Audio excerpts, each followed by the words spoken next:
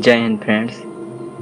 चिंता हमारी ज़िंदगी का सबसे बड़ा सच। आज हम इसी के बारे में बात करेंगे। सोचो, एक स्टूडेंट है जो रात को सोने जाता है लेकिन दिमाग बंद नहीं होता।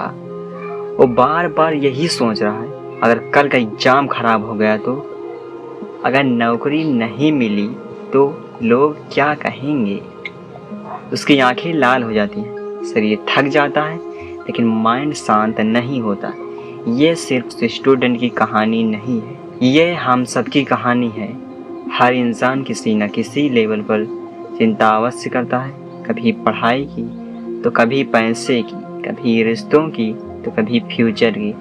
लेकिन सवाल यह है कि चिंता सच में सही है या फिर गलत?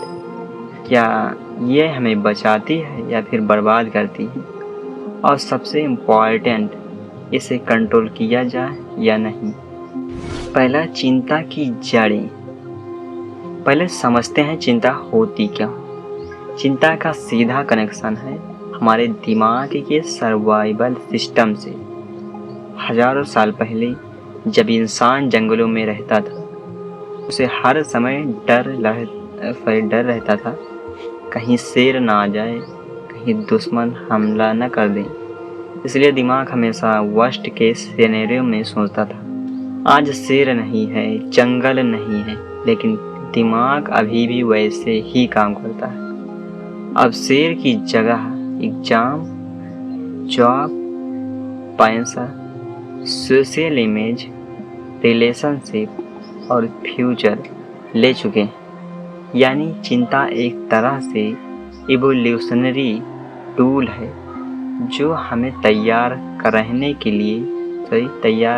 लिए बना है। लेकिन फर्क ये है कि पहले खतरे रियल थे, अब खतरे ज़्यादातर माइंड के अंदर ही बने हुए हैं। दूसरा, कब चिंता सही है। अब आते हैं पॉजिटिव साइड पर। चिंता अगर लिमिट में हो तो हमारे लिए आशीर्वाद यानी ब्लेसिंग बन सकती है। मोटिवेशन देती है। एग्जाम की हल्की चिंता स्टूडेंट को पढ़ाई पर मजबूर करती है। बिजनेसमैन को मार्केट की चिंता उसे स्ट्रेटजी बनाने पर मजबूर करती है। दूसरा, रिस्पॉन्सिबिलिटी आती है। पेरेंट्स की चिंता बच्चों के लिए केयर का सिंबल यानी प्रतीक है। पार्टनर की चिंता रिलेशनशिप की गहराई दिखाती है। और तीसरा, रिस्क से बचाती है। रोड क्रॉसिंग की चिंता हमें सावधान करती है। फाइनेंशियल फ्यूचर की चिंता हमें सेविंग करने की आदत देती है। यानी हल्की चिंता हमें केयरलेस होने से बचाती है। इस लेवल पर चिंता सही है क्योंकि ये एक्शन और प्रिपरेशन में बदल जाती है। तीसरा, कब चिंता जहर बन जाती है। लेकिन हर चीज़ की लिमिट होती है। जब चिंता हद से ज़्यादा हो जाती है तो वो एक्शन की जगह पैरालाइसिस ला देती है। सोचो, एक लड़का है जिसका इंटरव्यू की तैयारी करने की बजाय वो पूरी रात बस यही सोचता रहा, अगर रिजेक्ट हो गया तो लोग क्या कहेंगे, मेरा फ्यूचर ख़राब हो जाएगा। रिजल्ट, अगले दिन वो इतना नर्वस हो गया कि इंटरव्यू में सिंपल क्वेश्चन भी नहीं दे पाया। यही है नेगेटिव चिंता। साइंस भी यही कहता है। जब हम ज़्यादा चिंता करते हैं तो बॉडी में स्ट्रेस हार्मोन यानी कोर्टिसोल बढ़ जाते हैं। रिजल्ट क्या होता है?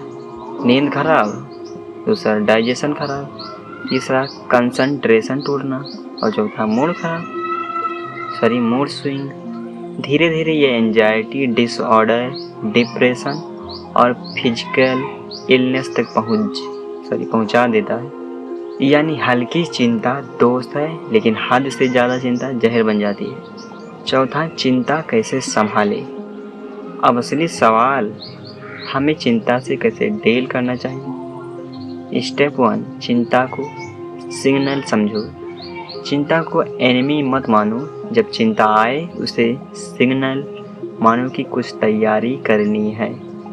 स्टेप 2, चिंता को एक्शन में बदलो। एग्ज़ाम की चिंता है, पढ़ाई शुरू करो। हेल्थ की चिंता है, एक्सरसाइज करो। फ्यूचर की चिंता है। प्लानिंग कीजिए। स्टेप 3, ओवर थिंकिंग को तोड़ो। ओवर थिंकिंग हमेशा अगर ऐसा हुआ तो से शुरू होती। सॉल्यूशन खुद से पूछो, अगर नहीं हुआ तो क्या ये सवाल माइंड को बैलेंस करता है। स्टेप 4, माइंडफुलनेस और मेडिटेशन चिंता फ्यूचर में खींचती है।